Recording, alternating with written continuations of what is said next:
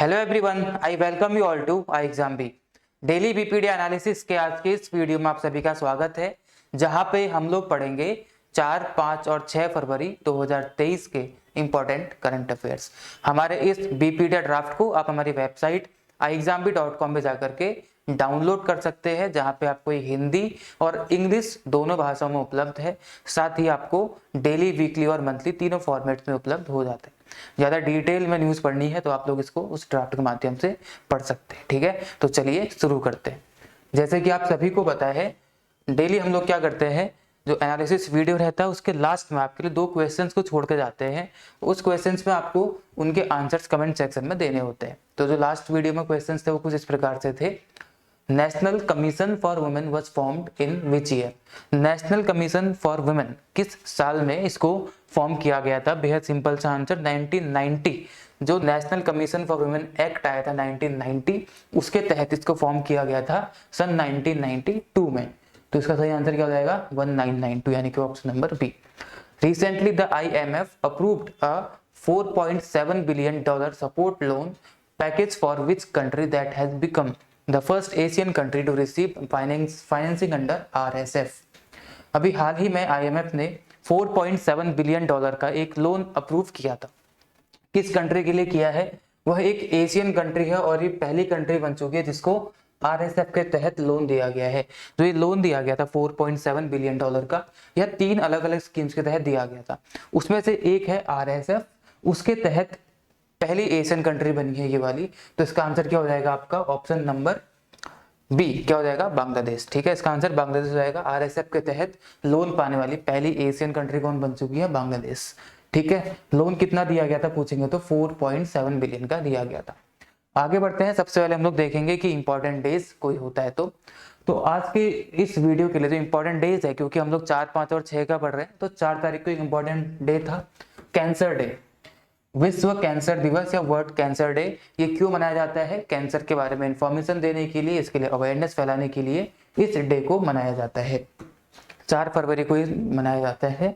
यहाँ पे एक चीज और ध्यान रखेंगे, एक वर्ल्ड कैंसर डिक्लेरेशन इसको पेन किया गया था, एक डिक्लेरेशन तय किया गया था 2008 में, जिसके तहत कई सारे टारगेट्स इसमें रखे गए थे।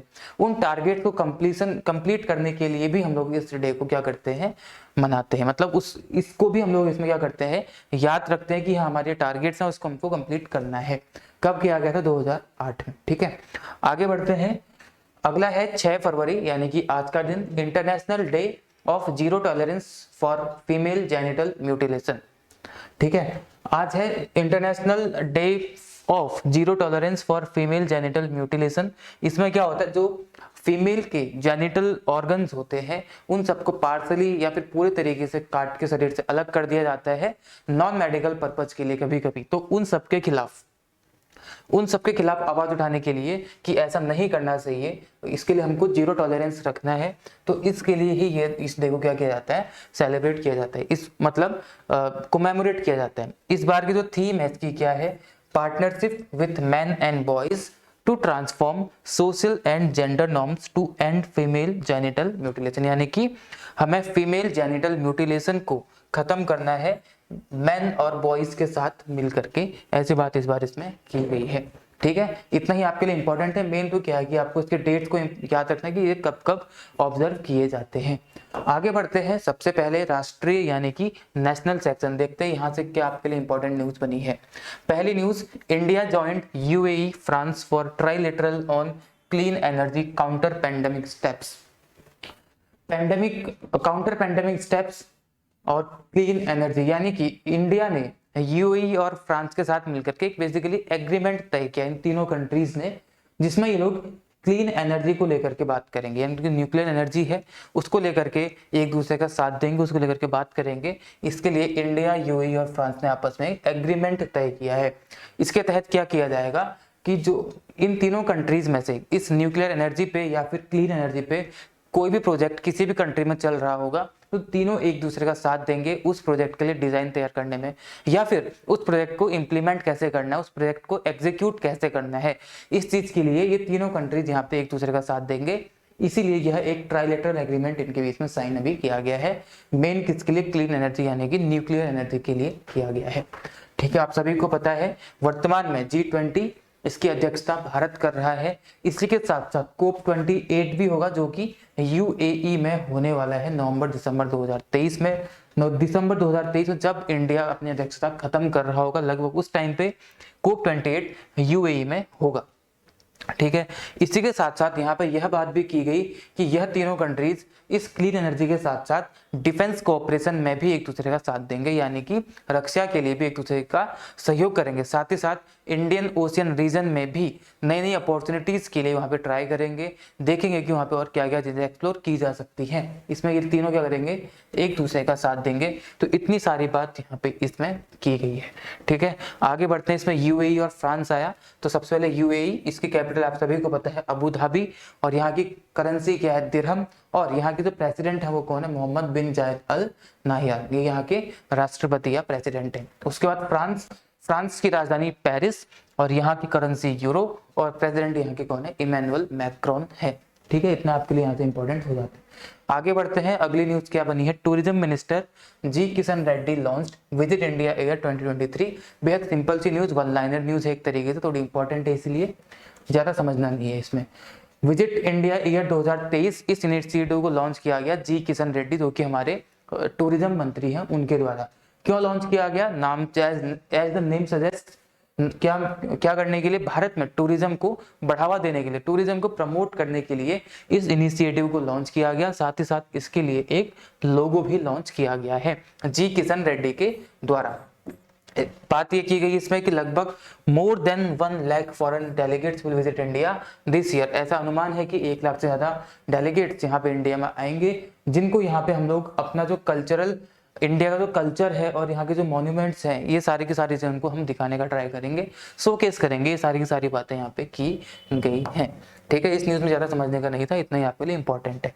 अंतरराष्ट्रीय यानी कि international, Chile extended state of emergency.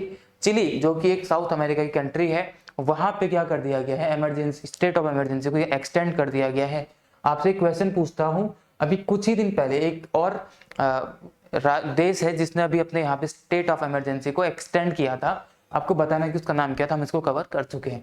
अभी चिली ने किया है। ऐसा क्यों किया है, क्योंकि चिली में क्या हो गया था, अभी वहां पे कुछ लोग वहां पे उनकी डेथ हो गई, मारे गए थे in devastating forest fires. Forest fire यानी कि जंगल की आग में जल करके 24 लोगों की डेथ हो गई थी। जंगल की आग क्यों लगी थी, वहां पे जो हीट वेव चल रही थी उसके चक्कर में वहां पे फॉरेस्ट फायर लग गई, जिसकी वजह से वहां पे कुछ लोगों की मृत्यु हो गई।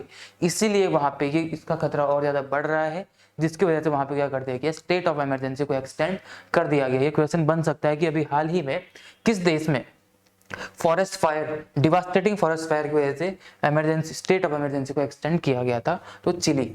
अब चिली एक साउथ अमेरिकन कंट्री है जिसकी राजधानी सैंटियागो है, और यहाँ की जो करेंसी है चिलियन पैसो है। ठीक है, इतनी न्यूज आपके लिए इंपॉर्टेंट बनती है। क्वेश्चन को ध्यान रखेंगे कि कुछ टाइम पहले एक और कंट्री में ऐसे स्टेट ऑफ इमरजेंसी को एक्सटेंड किया गया था। आगे बढ़ते हैं, अगली न्यूज राज्य यानी कि स्टेट से बनी आपके लिए। Amit Shah laid foundation stone for 450 crore nano urea plant in Jharkhand. Jharkhand में 450 करोड़ के नैनो यूरिया प्लांट के लिए फाउंडेशन स्टोन ले किया किसने, अमित शाह जी ने किया वहां पे। याद रखेंगे झारखंड में जो अभी किया गया है ये हमारे देश का 5th नैनो यूरिया प्लांट है। इससे पहले हम 4 कर चुके हैं। आपको सबके नाम याद रखने की जरूरत नहीं है, आपको बस याद रखना है कि जो पहला नैनो यूरिया प्लांट था वह कहाँ किया गया था, उसको किया गया था गुजरात में पिछले साल। गुजरात में इसकी फाउंडेशन स्टोन को ले किया गया था नरेंद्र मोदी जी के द्वारा। किसको, पहले नैनो यूरिया प्लांट को। गुजरात के भी कहां पे किया गया था, कलोल में। गुजरात के कलोल में इसको सेटअप किया गया था, आपको ये याद रखना है। पहला वहां पे, और जो वर्तमान में 5वां है वह कहां पे किया गया है, झारखंड में किया गया है। ठीक है, झारखंड के देवघर में किया गया है, जिसकी लागत कितनी आएगी, 450 करोड़। कभी कभी आपसे अमाउंट पूछ लेते हैं तो अमाउंट भी आपको याद रखना बेहद जरूरी है। Jharkhand industrial area development authority has allotted 20 acres of land to IFCO for the complex in Jasidih area in देवगढ़ डिस्ट्रिक्ट। बेसिकली किसके लिए, मतलब किसका होगा ये प्लांट, ऑब्वियसली किसका होगा, इफ्को का ही होगा। इफ्को का हेडक्वार्टर कहाँ देखने के लिए मिलेगा आपको, न्यू दिल्ली में देखने के लिए मिल जाता है इफ्को का हेडक्वार्टर। 1967 में इसकी स्थापना की गई थी। ठीक है, इफ्को की। इसमें आया झारखंड, झारखंड की राजधानी रांची, जहां से महेंद्र सिंह धोनी भी है। चीफ मिनिस्टर यहाँ के हेमंत सोरेन और श्री रमेश बैस यहाँ के क्या है, राज्यपाल यानी कि गवर्नर देखने के लिए मिल जाते हैं। आगे बढ़ते हैं, अगली न्यूज रक्षा से इंपॉर्टेंट है। रक्षा यानी कि डिफेंस। यहाँ पे क्या किया गया, अभी हाल ही में प्रधानमंत्री नरेंद्र मोदी जी के द्वारा एक हेलीकॉप्टर फैक्ट्री को स्टैब्लिश किया गया, यानी कि सेटअप किया गया है। कहाँ पे, तुमाकुरु कर्नाटका में, यानी कि कर्नाटका स्टेट में तुमाकुरु एक जगह है। यहाँ पे देश की पहली हेलीकॉप्टर फैसिलिटी को क्या किया गया, फैक्ट्री को क्या किया गया है, यहाँ पे स्टैब्लिश किया गया। बेसिकली क्यों किया गया है, हेलीकॉप्टर के लिए जितनी भी रिक्वायरमेंट्स होती है उन सबको हम इंडिजीनियसली पूरा कर सके और खुद ही अपने यहाँ पे मैन्युफैक्चर करें, बना सके। इस चीज के लिए ही इस हेलीकॉप्टर फैक्ट्री को बनाया गया है। किसकी है ये, HAL की, हिंदुस्तान एरोनॉटिक्स लिमिटेड की। हेलीकॉप्टर के लिए जितनी भी रिक्वायरमेंट्स रहेंगी हम अपने देश में ही पूरी कर सकते हैं। इसी उम्मीद के साथ, इस एम के साथ इसको स्टैब्लिश यहाँ पे किया गया है। इसमें बात की गई है कि हम लोग हर साल लगभग 30 हेलीकॉप्टर, अभी इस साल हम लोग 30 हेलीकॉप्टर को प्रोड्यूस करेंगे यहाँ पे। उसके बाद हम ट्राई करेंगे इसको एनहांस करके 60 to 90 कर लिया जाए, ठीक है। 60 या 90 हम हर साल इसमें कर सकें, ऐसी बात यहाँ पे की गई है। और जो हेलीकॉप्टर्स यहाँ पे बनाए जाएंगे वह लाइट यूटिलिटी हेलीकॉप्टर्स होंगे, लाइट यूटिलिटी हेलीकॉप्टर्स होंगे, ठीक है। आपके लिए इंपॉर्टेंट है, बस आपको याद रखना। आपके एग्जाम में वन लाइनर डायरेक्ट क्वेश्चन आएगा कि अभी हाल ही में हेलीकॉप्टर फैक्ट्री HAL की कहाँ पे खोली गई है, या तो स्टेट पूछ लेगा या तो जगह पूछ लेगा। तो तुमाकुरु, जो कि कर्नाटका में आपकी लाई करती है। अब यहाँ पे कर्नाटका आया तो कर्नाटका के बारे में देख लेंगे। कर्नाटका से पहले HAL के बारे में देख लेंगे। HAL 22 दिसंबर 1940 को HAL हिंदुस्तान एरोनॉटिक्स लिमिटेड की स्थापना की गई थी और इसके बाद हेडक्वार्टर्स इसके बेंगलोर कर्नाटका में है, राजधानी में। और इसके बाद यहाँ के जो चेयरपर्सन और MD हैं R माधवन देखने के लिए मिल जाते हैं। ये क्या है, HAL के बारे में। आगे बढ़ते हैं, इवेंट्स में क्या इंपॉर्टेंट आपके लिए हो जाता है। 36 सूरज कुंड इंटरनेशनल क्राफ्ट मेला, 36वां इंटरनेशनल सूरज कुंड क्राफ्ट मेला आपका आयोजित किया गया। कहाँ पे किया गया इसको आपको बताया, थर्ड मतलब ये चल रहा है, ये 3 फरवरी से लेकर के 19 फरवरी तक फरीदाबाद हरियाणा में 36 है। इस बार जो ये मेला लग रहा है इसकी थीम क्या है, मतलब किस स्टेट्स को लेकर के। बेसिकली इसमें क्या किया जाता है कि जो विभिन्न स्टेट्स होते हैं, जो भी थीम होती है, जिस स्टेट्स की भी थीम होती है, वहां के क्राफ्ट वर्क को वहां पे शोकेस किया जाता है उनको प्रमोट करने के लिए। तो इस बार की जो थीम है वो क्या है, वो है हमारे 8 नॉर्थ ईस्टर्न स्टेट्स। जो भारत के नॉर्थ ईस्टर्न या उत्तर पूर्वी राज्य हैं 8, वो 8 राज्य इस बार इस मेले में थीम है, यानी कि वहाँ के ही क्राफ्ट वर्क को यहाँ पे शोकेस किया जाएगा, वहाँ के आर्टिजन्स को, वहाँ के कल्चरल परफॉर्मेंस को यहाँ पे शोकेस किया जाएगा। ये सारी की सारी चीजें हैं। आपको एक क्वेश्चन का आंसर बताना है कि 35th वाला जो था उसकी थीम क्या थी और वो कहाँ रखा गया था, वो कहाँ पे आयोजित किया गया था और उसकी थीम क्या थी, मतलब किस स्टेट पे वो बेस्ड था, वह वाला बताना है आपको, ठीक है। इस बार का क्या 36 जो कि आपका कहाँ पे है, हरियाणा में हो रहा है, नॉर्थ ईस्टर्न स्टेट्स के थीम में, ठीक है।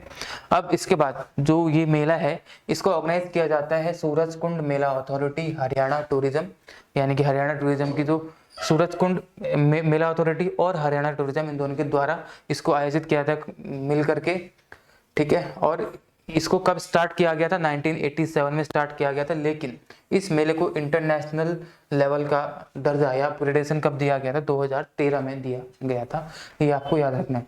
और ये क्यों मनाया जाता है, आपको ये बता ही दिया है, to showcase the richness and diversity of the handicraft, handlooms and cultural fabric of India and it is the largest craft fair in the world. दुनिया का सबसे बड़ा क्राफ्ट फेयर है यह सूरज कुंड मेला, ठीक है। आगे बढ़ते हैं, India to be theme country at 2025 Madrid international book fair. वर्तमान में इंटरनेशनल बुक फेयर चल रहा है 46, जो कि कहाँ पे चल रहा है आपका, कोलकाता में। 46 इंटरनेशनल कोलकाता बुक फेयर चल रहा है अभी। और इस बार की जो इसकी थीम है, वो थीम कंट्री कौन है, स्पेन है। तो इसीलिए जब स्पेन में होगा 2025 में, तो उसकी थीम कौन बनेगा, हमारा प्यारा भारत, यानी कि हमारा इंडिया बनेगा। यह बात यहाँ पे की गई है, ठीक है। International Kolkata book fair 46 number का चल रहा है। थीम कंट्री कौन है, स्पेन है। और जब स्पेन में चलेगा, मैड्रिड में होगा, तो उस टाइम पे जो इंडिया है वहां की क्या बनेगा, मेन थीम बनेगा, ठीक है। International Kolkata book fair, West Bengal chief minister Mamata Banerjee inaugurated the 46th international Kolkata book fair at Salt Lake on 30 January, 30 जनवरी को इसको यहाँ पे इनॉग्रेट किया गया था। The book fair one of the biggest in eastern India is being held from 31st to 12th January, 31st January to 12th February, यानी कि 12 फरवरी तक यहाँ पे चलेगा। इस बुक फेयर को चलाने की बात की जा रही है। ऐसा ये आपके लिए उतना इंपॉर्टेंट नहीं है, आपके लिए इंपॉर्टेंट क्या है कि इसकी थीम क्या थी। ठीक है, आगे बढ़ते हैं। इंडिया इसकी थीम है इस बार। इंडिया नहीं, स्पेन। ऑबिचुअरीज देखते हैं, किन किन की डेथ हो गई, फेमस या रिनोन पर्सनैलिटीज। वानी जयराम जो कि सिंगर थे, इनकी डेथ हो गई। वेटरन प्लेबैक सिंगर वानी Jairam who sang over 10,000 songs across several Indian languages died here। 77 years की एज में इनकी अभी हाल ही में डेथ हो गई है। उसके बाद परवेज मुशर्रफ, दुबई में इनकी डेथ हो गई। इनके बारे में इंट्रोडक्शन देने की जरूरत नहीं है कि परवेज मुशर्रफ कौन थे, ठीक है, आप सभी को पता ही होगा। तो इनकी भी अभी हाल ही में दुबई में क्या हो गई है, डेथ हो गई है। स्पोर्ट्स, यहाँ से इंपॉर्टेंट न्यूज बनी है खेल से। खेल से क्या बनी है, जो हॉकी के कोच थे, India man hockey team chief coach Graham read resign. Graham read ने क्या कर दिया है, रिजाइन कर दिया। ग्राहम रीड कौन थे, हमारे जो मैन की हॉकी टीम थी, इंडियन मैन हॉकी टीम, उसके चीफ कोच हुआ करते थे। Reid was appointed India's coach in April 2019 में इनको अपॉइंट किया गया था। यहाँ पे ऑस्ट्रेलिया के ये थे, और इन्होंने जो टोक्यो ओलंपिक्स हुए थे 2021 में, उसमें हमें क्या दिलाया था, ब्रॉन्ज मेडल यहाँ पे दिलाया था। ठीक है, तो ये आपके लिए इंपॉर्टेंट हो जाता है कि ये किस चीज के कोच हैं, तो हॉकी के कोच थे। अब तो मतलब अपॉइंटमेंट इनका 2019 में हुआ था, इन्होंने रिजाइन कर दिया वहां से। ठीक है, अब लास्ट में आते हैं जहाँ पे आपको 2 क्वेश्चंस के आंसर देने होते हैं। उनमें से पहला क्वेश्चन आपके सामने, national commission for women was formed in which year. ये तो वही क्वेश्चंस आपके सामने रिपीट हो गए, तो आपको ये क्वेश्चंस के आंसर नहीं देने हैं, ये तो पहले ही बता दिए थे मैंने आपको। तो आज के लिए कोई क्वेश्चन नहीं रखते हैं, आपके क्वेश्चन अब हम कल की वीडियो में रख दूंगा, क्योंकि आज यहाँ पे कोई क्वेश्चन आ नहीं पाए। लेकिन अगर आपने पूरा वीडियो देखा है तो बीच में आपके मैंने 2 क्वेश्चन पूछे थे, उसके आंसर आप लोग कमेंट सेक्शन में दे सकते हैं। लास्ट में आपको करना क्या है, टेलीग्राम में जाना है, SSCB SSC railways and defence exam preparation, यह आपको चैनल है, इसको सर्च कर लेना है और इसको ज्वाइन कर लेना है, ताकि आपको जो भी इंपॉर्टेंट कंटेंट है, अपडेट्स हैं, या फिर आपकी तैयारी के लिए जो इंपॉर्टेंट चीजें होती है, जैसे क्विज हो गया, इन्फोग्राफिक्स हो गए, तो ये सारी की सारी चीजें आपको इस चैनल पे मिल जाती हैं टाइमली और डेली। तो आप लोगों के लिए तैयारी के लिए और भी ज्यादा इंपॉर्टेंट हो जाता है, तो आपको ये ज्वाइन कर लेना है। साथ साथ जिस चैनल पे आप ये वीडियो अभी देख रहे हैं SSCB, इसको सब्सक्राइब कर लेंगे और साथ ही बेल आइकन दबा देंगे, ताकि कोई भी इंपॉर्टेंट कंटेंट आपसे मिस ना हो पाए। ठीक है, तो आज का वीडियो यही था, उम्मीद करता हूँ आपको अच्छा लगा हो। कोई आपके सुझाव होते हैं तो आप लोग कमेंट सेक्शन में डाल सकते हो, उसको इम्प्लीमेंट करने का ट्राई हम लोग जरूर करेंगे। आपके आने वाले एग्जाम्स के लिए आपको सभी को all the very best and be 50% faster. Thank you all.